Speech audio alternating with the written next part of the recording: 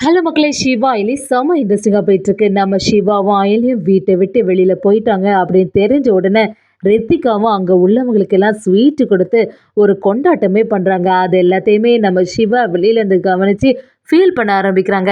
என்னதான் இருந்தாலும் நம்ம இந்திராணியோட மனசுக்கு தாங்கவே முடியல. எப்படியாவது சிவா உண்மைய நிரூபிச்சுடுவான் அப்படிங்கிற ஒரு நம்பிக்கையில இருந்தாங்க. ஒரு கட்டத்துல நம்ம உதய பெருமாளே சிவாவ வீட்டுக்கு கூட்டிட்டு வர மாதிரி ஒரு சிச்சுவேஷன் ஏற்படுதுன்னே சொல்லலாம். வீடியோக்குள்ள போறதுக்கு முன்னாடி நம்ம சேனலுக்கு சப்ஸ்கிரைப் பண்ணுங்க. அப்படியே பக்கத்துல இருக்க பெல் ஐக்கனை கிளிக் பண்ணிருங்க. அப்பதான் நான் போடுற வீடியோலாம் உங்களுக்கு நோட்டிபிகேஷனா வரும். நம்ம பாவையும் அயலிய விடுற மாதிரி இல்ல, நீங்க இந்த வீட்லயே தான் இருக்கணும் அப்படின்னு சொல்லும்போது, அயலியும் நீ எதுக்குமே வருத்தப்படாத பாவை, கூடிய சீக்கிரத்துல இந்த வீட்டுக்கு நாங்க வந்துடுவோம். நீ அதுக்காக சாப்பிடாம எல்லாம் இருக்காத அப்படின்னு சொல்லிட்டு நம்ம பாவைய சமாதானப்படுத்துறாங்க. இதெல்லாம் பார்த்துட்டு இருந்த நம்ம இந்திராணியும் ஃபீல் பண்ணி அழ ஆரம்பிக்கிறாங்க. ஆனா நம்ம ரித்திகா, கபிலன் எல்லாருமே நம்ம நினைச்ச மாதிரியே நடந்துட்டு, சிவாவும் ஆயலியும் இந்த இந்திராணி மூலமாவே வெளியில அனுப்பியாச்சு அப்படிங்கிற ஒரு சந்தோஷத்துல இருக்கும்போது, உதய பெருமாள் நம்ம சிவாவ பார்க்கும்போது ஃபீல் பண்ண ஆரம்பிக்கிறாங்க. பாவம், என்னால இவன் எவ்வளோ கஷ்டப்படுறான் அப்படிங்கிற ஒரு எண்ணம் அவங்க மனசுல இருந்துட்டே இருக்கு.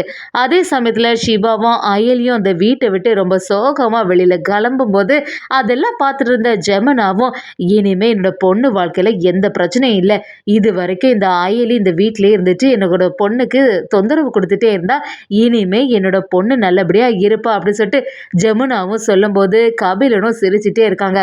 நம்ம ரித்திகாவும், சரி நீங்க இங்கேயே வெயிட் பண்ணுங்க, நான் ஒரு இதை எடுத்துட்டு வரேன் அப்படின்னு சொல்லிட்டு அந்த ஸ்வீட் எடுத்துட்டு வராங்க. அப்படியே நம்ம ஜெமுனா எல்லார்கிட்டயுமே கொடுத்து, இங்க பாருங்க, நான் இன்னைக்கு சிவாவும் அயலியும் கண்டிப்பா வீட்டை விட்டு வெளியில போயிடுவாங்கன்னு நினைச்சேன். அது மாதிரியே நடந்துச்சு. அதுக்காக தான் இந்த ஸ்வீட்டுன்னு சொல்லும்போது, நம்ம செல்வனாகி ஜெமுனா எல்லாம் அவ்வளோ நம்பிக்கையோட தான் இருந்தியா?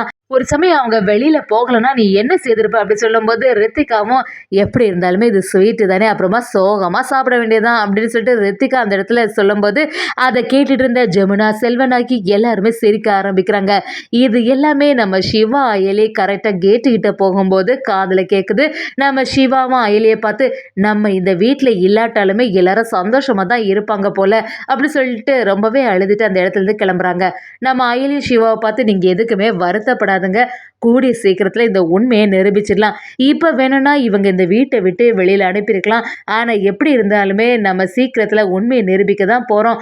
அதை நினைச்சு நீங்க வருத்தப்படாதுங்கன்னு சொல்லிட்டு நம்ம அயலியும் சிவாவை சமாதானப்படுத்துறாங்க.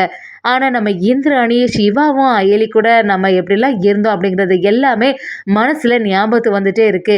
பாவையும் சாப்பிட்ற மாதிரி இல்லை. இந்திராணிய பாவைக்கிட்ட, ஏன் பாவை இந்த மாதிரிலாம் இருக்க, நீ எதை நினைச்சு வருத்தப்படாத, அயலி கண்டிப்பா சீக்கிரத்துல இந்த வீட்டுக்கு வருவா, அதுக்காக நீ சாப்பிடாம இருந்தேன்னா உன்னோட உடம்பு தானே ஏதாவது பிரச்சனை வரும், நான் சொல்றத கேளு அப்படி சொல்லும்போது, நம்ம பாவையும் கேட்குற மாதிரி இல்லை. அதே கட்டத்தில் நம்ம பொன்னியும் பாவைக்கிட்ட வந்து, பாவை நான் சொல்கிறத கேளு, அதான் வந்துருவாங்கன்னு சொல்லியிருக்கேன்ல, அயலி அணி சீக்கிரத்தில் வீட்டுக்கு வருவாங்க அப்படின்னு சொல்லிட்டு நம்ம பாவைக்கிட்ட சொல்லும்போது, பாவையும் ஒரு கட்டத்தில் உடம்பு சரியில்லாமல் போகுது. பொன்னியும் அதை தாங்காமல், சரி இதை எப்படியாவது அயலி அணிக்கிட்ட சொல்லணும்னு ஃபோன் பண்ணி சொல்லிடுறாங்க. அயலியும் ரொம்பவே பதட்டமாக ஆனோடனே, ஏன் பாவை இப்படியெல்லாம் செய்கிற, பாவை கண்டிப்பாக ஏதாவது சாப்பிடு அப்படின்னு சொல்லும்போது, பாவையும் அந்த இடத்துல நீங்கள் வந்தால் தான் நான் சாப்பிடுவேன் அப்படின்னு சொல்ல ஆரம்பிக்கிறாங்க. நம்ம சிவாவும் அயலியை பார்த்து, நீ எதுக்காக அயலி இவ்வளோ பதட்டமாக இருக்கு அப்படி கேட்கும்போது, அயலியும், இல்லை சிவா, பாவை என்னெல்லாம் நல்லா தேடிட்டு இருக்கா போல, பாவம் அந்த சின்ன பொண்ணு அப்படி சொல்லும்போது, சிவாவும், நீ அதுக்காக அந்த வீட்டுக்கு போனீன்னா எப்படி இருந்தாலுமே உன்னை அந்த வீட்டில் யாருமே தடுத்து தான் நிறுத்த போகிறாங்க, உள்ள அனுமதிக்கவே மாட்டாங்க. அதனால நீ வந்து அந்த இடத்துக்கு போகாத அயலி அப்படி சொல்லும்போது, நம்ம அயலியும், என்ன சொல்கிறீங்க, பாவை பாவம், எதுக்கும் ஒருக்கா நான் பார்த்துட்டு வந்துடுறேனே அப்படி சொல்லிட்டு நம்ம அயலியும் அவங்களோட வீட்டுக்கு கிளம்புறாங்க. அப்படியே அயலி அங்கே போகும்போது இதை கவனிச்சிட்டு இருந்த ரித்திகாவும் செல்வனாகி எல்லாருமே, என்னது இது, இப்போ தானே வீட்டை விட்டு எல்லாரும் சேர்ந்து வெளியில் அனுப்பணும், இப்போ எதுக்காக இவ வந்து இங்கே வந்து நிற்கிறா அப்படின்னு சொல்லிட்டு நம்ம அயலியை திட்ட ஆரம்பிக்கிறாங்க. அயலி அந்த இடத்துல செல்வனாகி ரித்திகா கிட்ட, நான் ஒரே ஒரு டைம் மட்டும் பாவையே பார்த்துட்டே போயிடுறேன், அதுக்கப்புறம் எந்த பிரச்சனையும் பண்ண மாட்டேன், ஒருக்கா அவளை என்ன பார்க்கறதுக்கு அனுமதிக்க அப்படி சொல்லும்போது, ரித்திகாவும் அயலியை பார்த்து, ஃபர்ஸ்ட் நீ இப்படி தான் கேட்ப, அதுக்கப்புறமா நீ பாட்டுக்கு இங்கே வந்துடுவ, உன்னை பற்றி எனக்கு தெரியாதா, எனக்கு நல்லாவே புரியுது உன்னோட பிளான் எல்லாம், இனி உன்னோட பிளான் எல்லாம் இங்கே பழிக்கவே செய்யாது அப்படி சொல்லும்போது நம்ம ஆயிலையும் அப்படி பார்க்குறாங்க.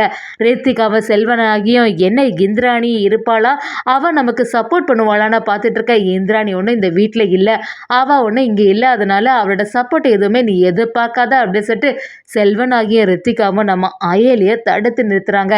இது எல்லாத்தையுமே பொன்னியும் வீட்டிலேருந்து கவனிச்சிட்டு இருக்காங்க.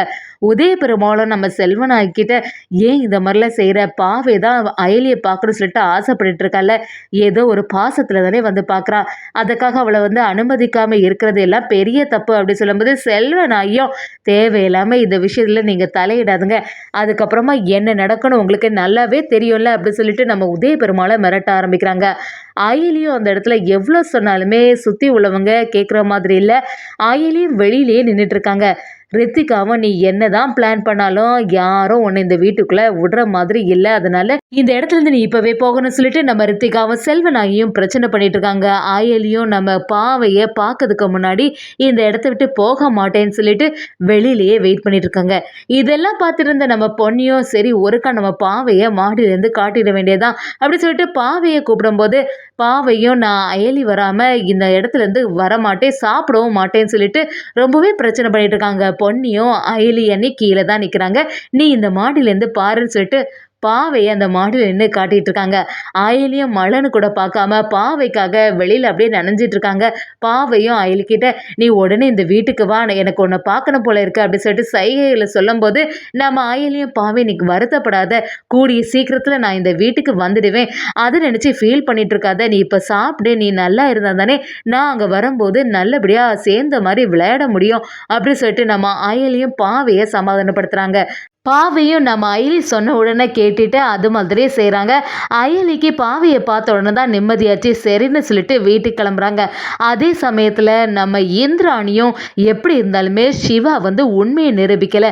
கண்டிப்பாக எனக்கு நல்லாவே தெரியும் சிவா மேலே எந்த தப்புமே இல்லை, சிவாவும் அயலியும் இந்த குடும்பத்துக்கு இது வரைக்கும் நல்லது தான் செய்திருக்காங்க, இவங்க ஏதோ ஒரு உண்மையை நம்மக்கிட்டேருந்து மறைக்கிறாங்க. அன்னைக்கு கூட நம்மக்கிட்ட சொல்லிட்டு ஏதோ ஒரு இடத்துக்கு போயிருந்தாங்க, ஏதோ ஒரு முக்கியமான விஷயம்னு சொல்லி அந்த இடத்துக்கு போய் பார்த்தா நமக்கு ஏதாவது ஒரு ஐடியா கிடைக்கும், அயலி பெரம்பூர் தானே போனேன்னு சொன்னா அப்படிங்கிற எல்லா விஷயமும் நம்ம இந்திராணிக்கு ஞாபகத்துக்கு வருது. இந்திராணியை அந்த இடத்துக்கு போயிட்டாங்கன்னே சொல்லலாம். நம்ம இந்திராணி ஒரு கட்டத்தில் சூரிய நாராயணனை கண்டுபிடிக்கிறாங்க. சூரிய நாராயண் மூலமாட்டு உதய பெருமாள் சிவா பற்றின எல்லா உண்மைகளும் தெரிய வருது. அதை தெரிஞ்ச உடனே இந்திராணியும் நம்ம சந்தேகப்பட்டது எல்லாமே சரியாக தான் இருக்குது, அப்போ உதய பெருமாள் சித்தப்போட பையன் வந்து சிவா தான், ஆனால் எல்லாத்தையுமே இது வரைக்கும் அவனால் நிரூபிக்க முடியலையே அப்படின்னு சொல்லிட்டு இந்திராணி எல்லாமே குழம்பி போய் நிற்கிறாங்க.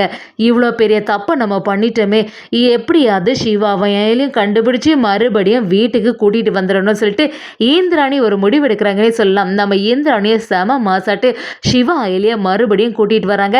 அதை பார்த்த உடனே தான் நம்ம உதய பெருமாளுக்கு நிம்மதியாச்சு.